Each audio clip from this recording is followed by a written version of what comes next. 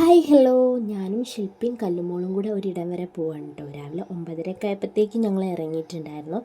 നാട്ടിൽ നിന്ന് നമ്മൾ ഓട്ടോയ്ക്കാണ് കേട്ടോ പോകുന്നത്, ബസ് കിട്ടാനായിട്ട്. അപ്പോൾ രാവിലെ 9:30 ആയ ആ ടൈമാണ് ഞാൻ പറഞ്ഞല്ലോ, മഴയുമില്ല വെയിലുമില്ല, അങ്ങനത്തെ ഒരു കാലാവസ്ഥയായിരുന്നു കേട്ടോ. പിന്നെ ബസ്സിലൊക്കെ കയറിയപ്പോഴത്തേക്കും നല്ല വെയിലായിരുന്നേ. നമ്മൾ AC ഒക്കെ ഉള്ള KSRTC ഉണ്ടല്ലോ, അതിലാട്ടോ പോയത്.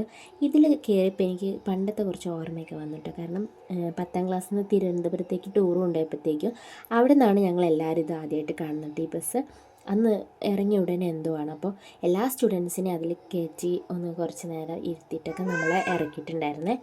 അപ്പോൾ അതൊക്കെ ഓർമ്മ വന്നു. അതൊക്കെ ഞാൻ ശില്പിയായിട്ട് ഷെയർ ചെയ്തായിരുന്നു കേട്ടോ. നമ്മൾ പോകുന്ന സ്ഥലം കോഴിക്കോട് മിഠായി തെരുവിലോട്ടാണ് കേട്ടോ. ചുമ്മാ നമുക്ക് അവിടുത്തെ കുഞ്ഞു കുഞ്ഞു കടകളൊക്കെ കണ്ട് നടക്കാനും നമുക്ക് വേണ്ടത് ചെറുതൊക്കെ മേടിക്കുകയും ചെയ്യാമല്ലോ എന്നൊക്കെ കരുതിയിട്ട് പോയതാണ്. നല്ല തിരക്കുണ്ടായിരുന്നു. എങ്കിലും നമ്മൾ ഓരോ കടകളും കയറി ഇറങ്ങിയിട്ടുണ്ടായിരുന്നു കേട്ടോ. അങ്ങനെ കല്ലുമ്മക്ക് വിശക്കുക എന്ന് പറഞ്ഞപ്പോൾ ഞങ്ങൾ ചെറിയൊരു കടിയൊക്കെ വാങ്ങി കഴിച്ചിട്ടുണ്ടായിരുന്നു. അവിടെ നിന്ന് ഷോപ്പിംഗ് ഒക്കെ കഴിഞ്ഞപ്പോഴത്തേക്കും ഞങ്ങൾ കുഴങ്ങി. അപ്പോൾ തണുത്തൊരു ജ്യൂസ് കുടിക്കാമെന്ന് കരുതി മൂന്നാളും കൂടെ, ഞാനും ശില്പിയും പൈനാപ്പിളും കല്ലുമോള് വാട്ടർ മെലണുമാണ് കഴിച്ചത് കേട്ടോ ജ്യൂസ്. അങ്ങനെ അതൊക്കെ കുടിച്ചിട്ട് പിന്നെ ഞങ്ങൾ പോയത് ബിരിയാണി കഴിക്കാനായിട്ട്. കാരണം ഇപ്പം റീൽസിലൊക്കെ നോക്കിയാൽ ഇതാണല്ലോ.